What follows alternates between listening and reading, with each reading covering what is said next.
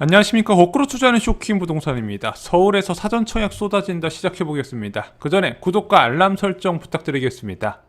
자, 3기 신도시 1차 사전 청약이 엄청난 흥행을 했습니다. 공공분양 같은 경우는 평균 28대1, 그리고 그 말많은 신혼희망타운마저도 13.7대1 경쟁률을 기록을 했습니다. 자, 왜 이러냐? 결국에는 장기간 제대로 된 분양 물량이 부족했기 때문에 이 분양 수요가 한꺼번에 몰렸다는 거죠.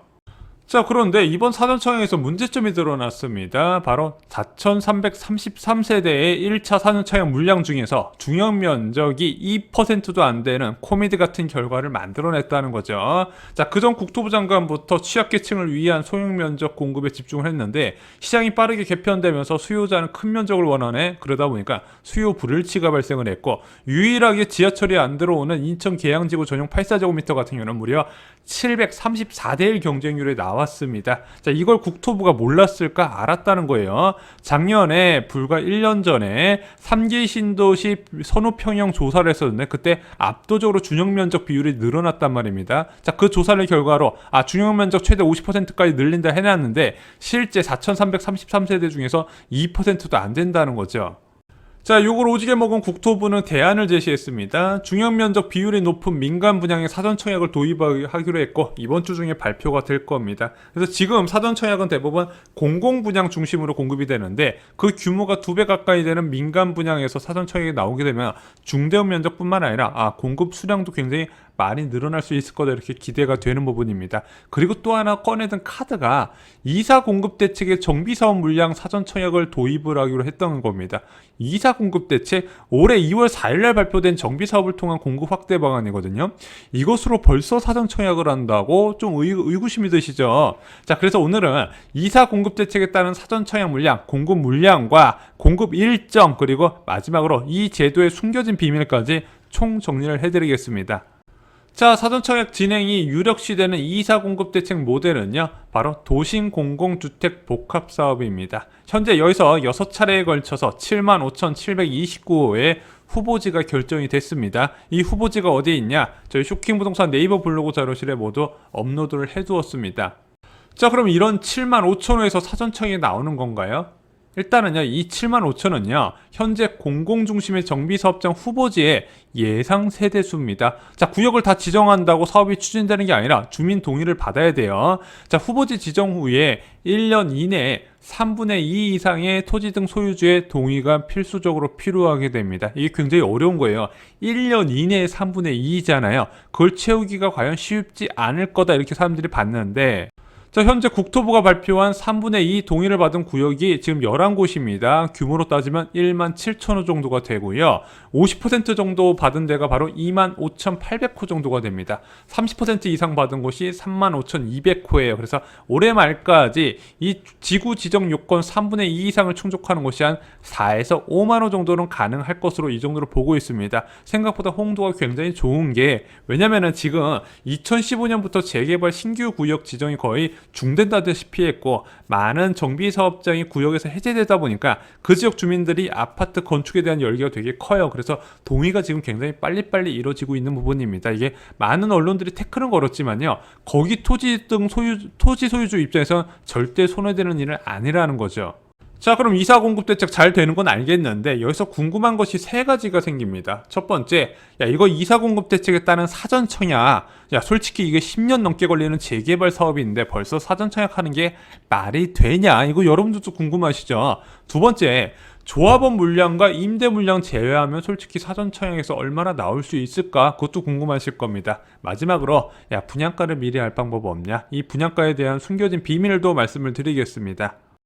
자, 첫 번째, 10년 넘게 소요되는 재개발 사업에서 사전 청약한다는 게 말이 됐냐? 게다가 아직 구역 지정도 안 돼 있잖아. 후보지를 발표한 거지 구역 지정이 확정된 건 아니거든요. 그러면은 일반적으로 구역 지정하고 나서 착공 완공까지 보통 13년에서 15년 보는 재개발 사업을 벌써 사전 청약한다는 게 말이 되냐, 얘 뻥까 치고 있네, 이런 생각이 좀 드실 거예요. 자, 그런데 국토부에서는 2사 공급 대책에서 평균 13년 소요된다는 것을 5년 이내로 줄인다고 발표를 했습니다. 자, 이게 가능할까? 그래서 다른 지역 좀 사례를 볼게요.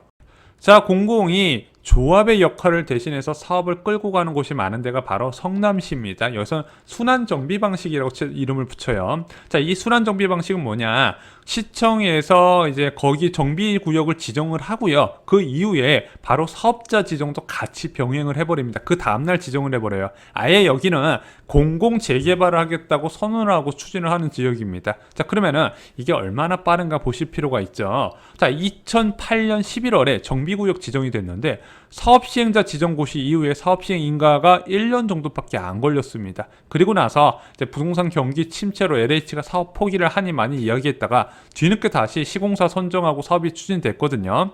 자, 2015년 6월에 시공사 선정됐는데 관리처분 계획 인가까지 얼마나 걸렸냐? 딱 2년 걸렸습니다. 자, 그래서 구역 지정부터 이주까지 3년 정도 시간을 본 겁니다. 그런데 이것을 더 단축시킬 수 있다. 이사 공급 대책에서는 이렇게 봤던 거예요.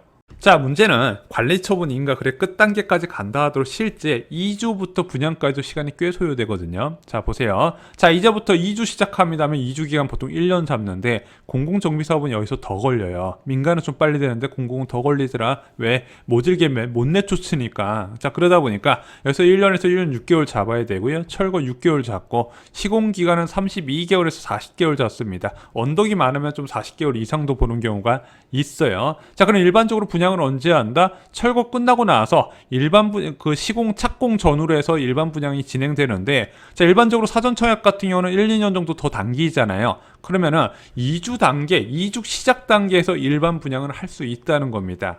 자, 그래서 이사 공급 대책에 따른 사전 청약 가능 시기를 보면요. 일반 분양보다 1, 2년 앞당기는 사전 청약은 2주 시작과 동시에 진행될 가능성이 있어요. 그러면은 2주가 시작됐다는 거는 관리처분 인가까지 끝났다는 거잖아요. 물론 이사 공급 대책에 따른 도심 공공 복합 사업은 관리처분 단계가 없어요. 그냥 조합원 분양 신청, 편형 신청 이 정도만 있다고 보시면 될 것 같아요. 자, 그 단계까지 끝나려면요. 아무리 못해도 최소 2년 이상 봐야 된다는 부분이거든요. 그래서 당장 3기 신도시 사전 청약처럼 내년에 물량이 나올 것으로 기대하기는 좀 어렵지 않나 보고 있습니다. 그래서 이사 공급 대책에 따른 사전 청약은요. 빨라야 2023년 이후로 보고 있습니다.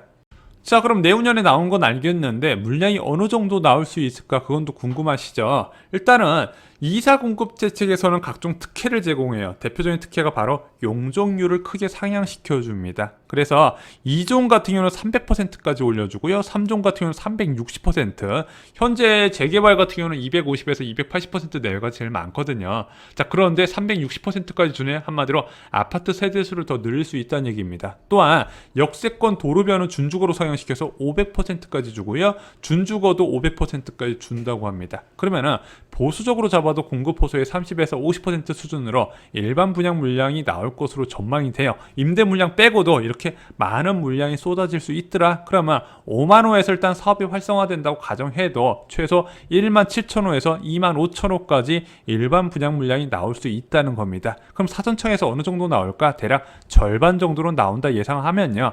8,500호에서 12,500호까지 사전청약이 예정이 돼 있다. 이렇게 보시면 될 것 같습니다.